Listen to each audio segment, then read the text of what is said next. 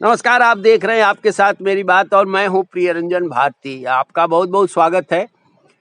हिंदी में एक कहावत है, बिहार के गांव में ये ज़्यादा प्रचलित है, गलथेथरी। गलथेथरी करना यानी उसको समझना इस रूप में पढ़ना चाहिए कि गाल बजाना और तर्कों को भी अपने अनुकूल ढाल देना, यानी किसी भी तरह की न्याय संगत बात नहीं करना। जो वो तर्क दे वही वाजिब है, वही सही है, बाकी सब बेकार है। अरविंद केजरीवाल दिल्ली के मुख्यमंत्री यही कर रहे हैं। अब जेल में हैं। दिल्ली आबकारी मामले में उनके और साथी और सरकार के कई सहयोगी मंत्री पहले से जेल की हवा खा रहे हैं। अरविंद केजरीवाल इसके मुख्य आरोपी हैं, साजिशकर्ता के रूप में गिरफ्तार हुए हैं। इन पर ऐसे सबूत हैं आबकारी मामले में कि जज ने खुद उन सबूतों को देख करके ईडी के अधिकारियों से कहा कि अब तक इन्हें गिरफ्तार क्यों नहीं किया गया। ये सबूत क्या हैं वो न्यायाधीश देख चुके हैं और तभी उन्होंने कहा। सुप्रीम कोर्ट में इन्होंने अपील की लेकिन वापस ले लिया। भ्रष्टाचार की एक सीमा होती है। अरविंद केजरीवाल को बताने की आवश्यकता नहीं है कि अन्ना हजारे ने जब भ्रष्टाचार के खिलाफ देश में आंदोलन छेड़ा था, सारी युवा पीढ़ी और पूरे राजनीतिक जमात के लोग जब उस आंदोलन की राह पर देश को आंदोलित करने निकल पड़े थे, अरविंद केजरीवाल ने अन्ना हजारे के चेले के रूप में भ्रष्टाचार के खिलाफ जो शंखनाद किया था, वो तब अपनी कैसी छवि बनाकर राजनीति में आना चाहते थे, वो अब सामने आ चुका है। पहले भ्रष्टाचार पर वार और फिर भ्रष्टाचार के खिलाफ बने माहौल में खुद को बेदाग और एक खास सुंदर अच्छी छवि बनाते हुए भ्रष्टाचारी हो जाना, ये कहां तक न्याय संगत और तर्क संगत लग रहा है। लेकिन ये एक पक्ष है। दूसरा पक्ष, सबूतों के बावजूद गिरफ्तारी हो गई, जेल में है। अब वो उनसे पूछताछ हो रही है, रिमांड पर लिए गए हैं। अब कह ये रहे हैं कि सरकार हम जेल में रहकर चलाएंगे, इस्तीफा किसी भी सूरत में नहीं देंगे। तर्क क्या दिया जा रहा है कि संविधान में कोई व्यवस्था नहीं की गई है। संविधान निर्माताओं ने शायद ऐसा नहीं सोचा होगा कि हिंदुस्तान में कभी ऐसे भी हालात होंगे कि राजनेता भ्रष्टाचार में इतने पग जाएं, इतने गिर जाएं कि नैतिकता भी छोड़ दें और भ्रष्टाचार के मुख्य आरोपी रहते हुए जेल में भी सरकार चलाने की हनक दिखाएं। संविधान निर्माताओं ने कभी इस तरह की कल्पना नहीं की होगी कि सोने की चिड़िया वाला भारत और दुनिया में लोकतंत्र का एक अपना आदर्श और सबसे महान कहे जाने वाला भारतवर्ष अब ऐसी इतनी जलील परिस्थितियों में आ जाएगा कि उसके नेता जो सत्ता में हैं वो भ्रष्टाचार में जेल जा रहे हैं और जेल से ही सरकार चलाने का दम भर रहे हैं। तो क्या अरविंद केजरीवाल गिनीज बुक में भी जो रिकॉर्ड बने हैं उन सब को तोड़ देना चाहते हैं? क्या भ्रष्टाचार मामले में जेल में रहते हुए सरकार चलाने का अपना रिकॉर्ड बनाकर ये गिनीज बुक के सारे रिकॉर्ड्स को तोड़ देंगे? लगता तो यही है। और सबसे ज्यादा हद तो तब हो गई कि जिनके खिलाफ भ्रष्टाचार के मामलों को लेकर के अरविंद केजरीवाल ने अब तक अलख जगाया, जिनके खिलाफ इन्होंने आवाज उठाई, वे सारे के सारे नेता, वे सारी हस्तियां अरविंद केजरीवाल के समर्थन में खड़ी नजर आ रही हैं। इनके खिलाफ मार्च कर रही हैं कि इनके खिलाफ नहीं, सरकार के खिलाफ मार्च कर रही हैं, अरविंद केजरीवाल की गिरफ्तारी के खिलाफ। तो क्या देश को एक दिन ऐसा भी देखना पड़ सकता है?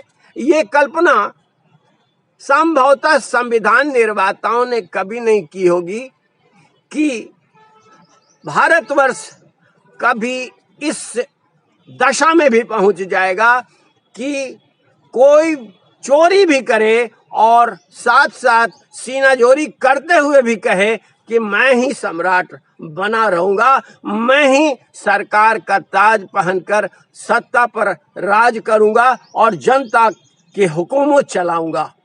ये क्या मुमकिन है? लेकिन अरविंद केजरीवाल ने जिस तरह की सारी हदें पार करते हुए ये खम ठोका है, वास्तव में वो लगता है कि गिनीज बुक ऑफ रिकॉर्ड के सारे मामले अब तक पीछे छूट जाएंगे। कहीं कोई अगर इतिहास के पन्नों पर लिखा जाएगा तो ये कि अरविंद केजरीवाल जैसा नेता जेल में रहकर भी, भ्रष्टाचार में पगे हुए होकर भी और मुख्य आरोपी बने रहते हुए भी सरकार का मुखिया बना रहता है और सरकार चलाने का रिकॉर्ड कायम करता है। ये भारतवर्ष में हो रहा है और ये भारतवर्ष की राजधानी दिल्ली में हो रहा है। लेकिन विपक्ष को देखिए, इंडी गठबंधन के नेता जो खुद भ्रष्टाचार के दामन में बंधे हुए दिखते हैं, वो सब के सब अरविंद केजरीवाल के मामले पर इतना ज्यादा आसमान सर पर उठा चुके हैं कि लगता है कि वाकई मोदी सरकार ने विपक्ष को जानबूझकर फंसाने का काम किया और वो चुनाव के समय में इस तरह की रणनीति बना करके काम कर रही है। ये सरकार ऐसा ये बताते हुए दिख रहे हैं, जनता में भ्रम फैला रहे हैं। लेकिन जनता को ये भी बताना चाहिए कि ये कितना बड़ा भ्रष्टाचार किया था, कितना बड़ा पाप किया था, करोड़ों की कमाई सरकार की कैसे अपने जेब में दूसरे माध्यमों से भर ली थी, ये भी बताना चाहिए। लेकिन ये हकीकत नहीं बताएंगे। वो बताएंगे तो सिर्फ ये कि मोदी सरकार उन्हें जानबूझकर फंसा रही है, ताकि जनता जो भोली है, जो समझ पाने में देर करती है, उसे ये लग जाए कि मोदी सरकार विपक्ष को जानबूझकर परेशान कर रही है, उसे चितड़े कर रही है, ताकि वो हार जाए और वो मोदी सरकार के नाम फिर से जीत का डंका बज जाए। लेकिन सच्चाई इसको बिल्कुल परे है। इसके सच्चाई को एक न एक दिन सामने आना ही होगा और वो तब जाकर ये सब समझ पाएंगे कि अन्ना हजारे के भ्रष्टाचार विरोधी आंदोलन से निकला हुआ ये नेता कितना बड़ा भ्रष्टाचारी है और वाकई ये अन्ना हजारे का शिष्य होने के लायक नहीं है। लेकिन इसके बावजूद अन्ना आंदोलन का श्रेय लेते हुए इन्होंने राजनीति में जिस तरह पदार्पण किया और जिस तरह से राजनीति में कुंडली मारकर सत्ता पर बैठ गए और भ्रष्टाचार की रजाई भ्रष्टाचार का बिछावन बिछाकर ओढ़ ली, वो अब वाकई नहीं बच सकता है। आज न कल जनता की आंखों से वो नीचे उतरेगा ही। अभी वो चाहे जितनी गलथेथरी कर ले, अभी जितना तर्क दे ले, लेकिन वो चलने वाला कतई नहीं है, क्योंकि इस हिंदुस्तान ने बहुत सारे इतिहास बदले हैं और इतिहास के पन्नों पर ऐसे जयचंदों का नाम भी लिखा है जो हमेशा देश के साथ गद्दारी करते नजर आए हैं, देश के साथ धोखाधड़ी करते आए हैं। अब ये अपने आप में सबसे ज्यादा चर्चा का विषय और महत्वपूर्ण विषय बन गया है कि अरविंद केजरीवाल जैसा व्यक्ति जब आरोपी है, जब वो भ्रष्टाचार का मुख्य आरोपी है, जेल की हवा खा रहा है, तो वो सरकार कैसे चला सकता है? लेकिन जो अब तक नहीं हुआ वो ये करने की बात कर रहे हैं, दम भर रहे हैं कि हम जेल में रहते हुए भी सरकार चलाएंगे। शायद इतिहास में ये पहली बार हो रहा होगा।